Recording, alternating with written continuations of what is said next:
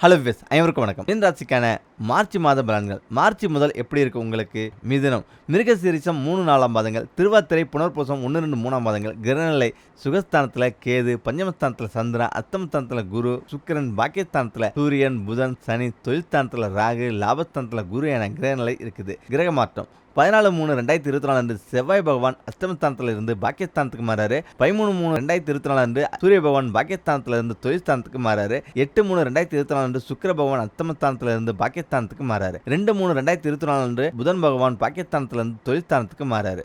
இந்த மாதம் முதல் பணவரத்து பல மடங்கு அதிகரிக்கும். அறிவுத்திறமை வெளிப்படும். உங்கள் வார்த்தைக்கு மதிப்பு உண்டாகும். அடுத்தவர்களின் குற்றச்சாட்டுக்கு ஆளாக நேரலாம். கவனம் தேவை. அதிகமாக உழைக்க வேண்டியிருக்கும். தொழில் வியாபாரத்தில் லாபம் பல மடங்கு கிடைக்கும். சாமர்த்தியமாக வாடிக்கையாளருடன் பேசி அவர்களை தக்க வைத்துக் கொள்வீங்க. உத்தியோகத்தில் இருப்பவங்க எதிர்காலம் பற்றிய திட்டங்கள் வைப்பாங்க.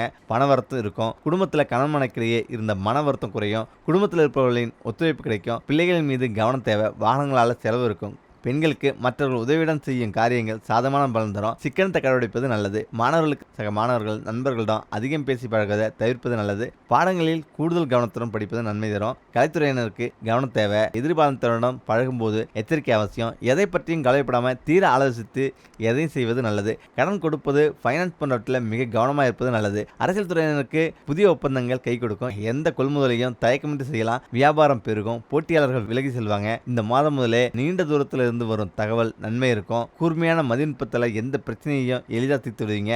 பூர்வீக சொத்துக்களில் இருந்த தகராறுகள் நல்ல முடிவுக்கு வரும். இந்த மாதம் முதல் தொழில் வியாபாரம் திருப்திகரமாக நடக்கும். பார்ட்னர்கள் ஒத்துழைப்புடன் வியாபாரத்தை விரிவாக்க செய்வீங்க. கடிதம் மூலம் வரும் தகவல் நல்ல தகவலாக இருக்கும். வரவேண்டிய பணம் வந்து சேரும். கஷ்டங்கள் குறையும். இந்த மாதம் உத்தியோகத்தில் இருப்பவங்களுக்கு வீண் அலைச்சல் ஏற்பட்டாலும் எடுத்த வேலையை எப்படப்பட்டாவது செய்து விடுவீங்க. புதிய வேலை முயற்சி செய்பவர்களுக்கு சாதமான பலன் தரும். மாணவர்களுக்கு கல்வியில வெற்றி பெற எடுக்கும் முயற்சிகள் சாதமான பலன் தரும். பண கஷ்டம் தீரும். அதிர்ஷ்டக்கிழமை ஞாயிறு விழாழ. சந்திராஷ்டம தினம் 7-8. அதிர்ஷ்ட தினங்கள் 1-2-27-28-28. அதே சமயம் தீராத கஷ்டம் தீர வேண்டுமா? இந்த ஒரு பூ வைத்து பூஜை பண்ணுங்க. ஆம், வாழ்வில் உங்கள் துன்பங்கள் அனைத்தும் பறந்தோர செய்யக்கூடியது துர்க்கை அம்மன் வழிபாடு. துக்கங்கள், எதிரிகள் பிரச்சனை நீங்க, வெற்றி கிடைக்க, தைரியம் அதிகரிக்க, மங்களங்கள் நிறைய என எந்த பிரச்சனையாக இருந்தாலும் வழிபட வேண்டிய ஒரே தெய்வம் துர்க்கை அம்மனாகும். அத்தனை சக்தி படைத்தது துர்க்கை வழிபாடாகும். ஆம், பொதுவாக அனைத்து தெய்வங்களையும் நேருக்கு நேராக நின்று கைகளை கூப்பி வணங்கி வழிபடுவதுதான் நம்முடைய வழக்கம். ஆனால் துர்க்கை அம்மனிடம் மட்டும் மண்டியிட்டு கைகூப்பி வணங்க வேண்டும். இப்படி மனமுருகி நம்முடைய பிரார்த்தனையை சொல்லி உண்மையான பக்தியுடன் வேண்டிக் கொண்டால் நம்முடைய வேண்டுதல் எதுவாக இருந்தாலும் அதை துர்க்கை அம்மன் போக்கிவிடுவாள். கஷ்டங்கள் தீர பரிகாரம் இதுதான். ஏதாவது பிரச்சனை வந்துவிட்டால் உலகத்தில் யாருமே இல்லாமல் நாம் தனியாக விட்டது போன்ற உணர்வு பலருக்கு வந்துவிடும். தனியாக இருக்கும் நமக்கு ஆதல் கூறக்கூட யாரும் இல்லையே என மனம் இயங்கும். தொட்டது எல்லாம் தோல்வியில் முடிந்து கஷ்டத்திற்கு மேல் கஷ்டம் வந்து கொண்டிருந்தால் நமக்கு நேரம் சரியில்லை என புலம்புவோம்.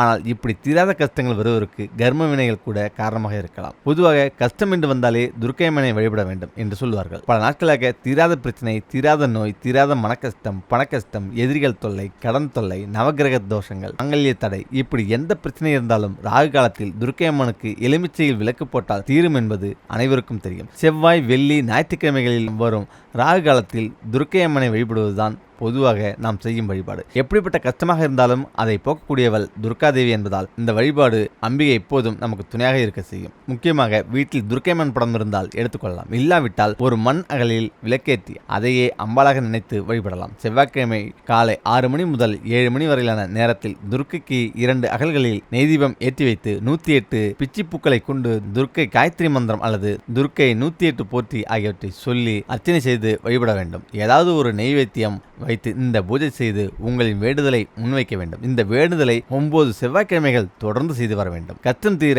இதை மட்டும் செய்யுங்கள். பூ வாங்கி நெய்தீபம் ஏற்றி வைக்கவோ கோவிலுக்கு சென்று வழிபடவோ முடியாத அளவிற்கு கஷ்டமாக உள்ளதா? பரவாயில்லை. வீட்டிலேயே செவ்வாய்க்கிழமை ராகுகால நேரமான பகல் 3 மணி முதல் 4:30 வரையிலான நேரத்தில் வீட்டின் பூஜை அறையில் உள்ள காமாட்சி விளக்கு ஏற்றி வைத்து தீபத்திற்கு முன் அமர்ந்து ஓம் தூம் துர்காய நமக என்ற மந்திரத்தை 108 முறை உச்சரித்து வந்தால் அந்த அம்பாலே வந்து நம்முடைய கஷ்டங்களை தீர்த்து வைப்பாள் என்பது நம்பிக்கை. இதில் பலன் தரும் வழிபாடு. இந்த மந்திரத்தை வெறும் பெயருக்கு சொல்லாமல் முழு நம்பிக்கையுடன் துர்க்கையை மனதில் நினைத்து சொல்ல வேண்டும். இக்கட்டான சூழ்நிலையில் மாட்டிக்கொண்டாலும் இந்த மந்திரத்தை 4 முறை கண்களை மூடி சொன்னால் எப்படிப்பட்ட சூழ்நிலையாக இருந்தாலும் அதை எதிர்கொண்டு அதிலிருந்து வெளிவரும் தைரியம் பிறக்கும். நம்பிக்கையுடன் தொடர்ந்து சொல்பவர்களுக்கு உடனடியாக இந்த மந்திரமும் வழிபாடும் பலனளிக்கக்கூடியதாகும். அதே நேரம் தினமும் காலை குளித்து பூஜை அறையில் விளக்கேற்றி கடவுளை வழிபட்டுவிட்டு காகத்திற்கு ஒரு கைப்பிடி உலர்திராட்சையை அளிக்க வேண்டும். இப்படி செய்து வருவதன் மூலம் உங்களின் அத்தனை கஷ்டங்களுக்கும் தீர்வாக அமையும். இதை செய்ய முடியாதவர்கள் காலையில் புதிதாக வெள்ளை சோறு வடித்து நாம் சாப்பிடுவதற்கு முன் அதில் எள் சிறிதளவு கலந்து காகத்திற்கு அளித்து காகம் சாப்பிட்டதற்கு பின் நாம் சாப்பிட்டு வரலாம். இதனால் நாம் அனுபவித்து வரும் துன்பங்கள் பனி போல விலகும். காகங்களுக்கு உணவளிப்பதன் மூலம் சனி பகவானின் அருள் மட்டுமல்லாது நம் முன்னோர்களின் ஆசியம் நமக்கு கிடைத்து வாழ்வில் முன்னேற உதவும். மறைந்த முன்னோர்கள் அதாவது பித்ருக்கள் காக்கை வடிவில் வந்து வழிபாட்டில் கலந்து கொள்வதாக பெரியவர்கள் சொல்வர். இதனால் பித்ருக்களின் ஆசி கிட்டும் என்பது நம்பிக்கை. மேலும் காக்கைகளை அன்று வழிபடுவதால் சனி பகவானை திருப்திப்படுத்தியதாகவும் கருதுகிறார்கள். காக்கை சனி பகவானின் வாகனம். காக்கைக்கு உணவளிப்பது சனிக்கு மகிழ்ச்சி தருமாம். காக ஊனமுற்ற மாற்றுத்திறனாளிகளுக்கு இயன்ற உதவியை செய்வதன் மூலம் சனி பகவானின் மனதை குளிர வைக்க முடியும். உங்களுக்கு இருக்கின்ற கஷ்டம் இருந்த இடம் தெரியாமல் போக வேண்டுமென்றால் இதை மட்டும் தொடர்ந்து செய்து வாருங்கள். அப்புறம் பாருங்கள், நீங்களும் கோடீஸ்வரர் தான். முக்கியமாக செல்வத்துக்குரிய மகாலட்சுமியை தொடர்ந்து 24 வெள்ளிக்கிழமைகள் வழிபட்டு வந்தால் வீட்டில் செல்வம் வளம் பெருகும். வெள்ளிக்கிழமைகளில் பெருமாள் கோயிலில் உள்ள தாயாருக்கு அபிஷேகத்திற்கு தேவையான பசும்பாலை வழங்கினால் பணவரவு உண்டாகும். பச்சை வர்ண வளையலை தாயாருக்கு அணிவித்துட செல்வம் பெருகும். சுக்கிர உரையில் மகாலட்சுமி அஸ்தோத்திரம் சொல்லி செந்தாமரை இதை கொண்டு அர்ச்சிக்க தனலாபம் கிடைக்கும். இதை வெள்ளிக்கிழமையில் செய்ய வேண்டும். வெள்ளிக்கிழமையில் அரச மரத்தடி விநாயகருக்கு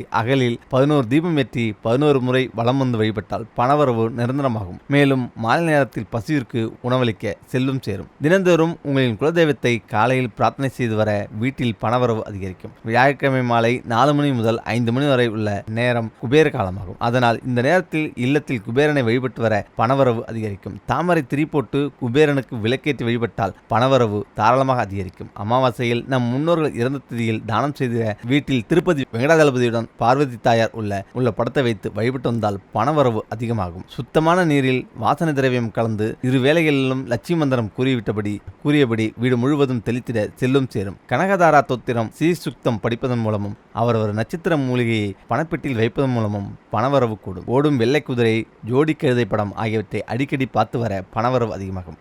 வீட்டில் வெள்ளப்புறாக்களை வளர்த்தால் பணத்தட்டுப்பாடு நீங்கும். ஆந்தை வழிபட்டால் பணவரவு உண்டாகும். மற்றும் ஆந்தை படத்தினை தொடர்ந்து பார்த்து வந்தால் செல்வ வளம் அதிகரிக்கும். ஒவ்வொரு மாதத்திலும் வரும் பௌர்ணமி ஒன்று சத்யநாராயண பூஜை செய்து வந்தால் செல்வங்கள் பெருகும். மேற்கூறியவற்றை இடைவிடாது செய்து உங்களின் வாழ்க்கையை மகிழ்ச்சியானதாக மாற்றிக்கொள்ளுங்கள்.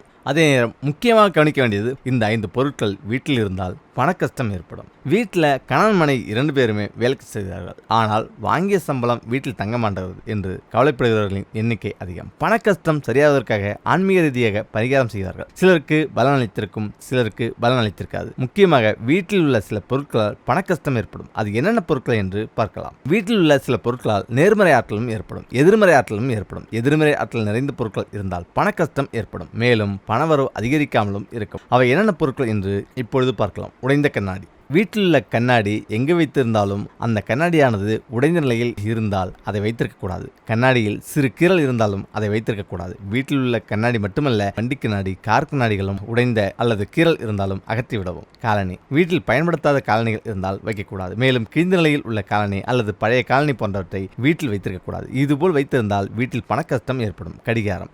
ஓடாத கடிகாரம் இருந்தால் கழட்டிவிடவும். இல்லை என்றால் கடிகாரத்தை சரி செய்யவும். நீங்கள் கைகளில் கட்டியிருக்கும் கடிகாரமும் ஓடாமல் இருக்கக்கூடாது.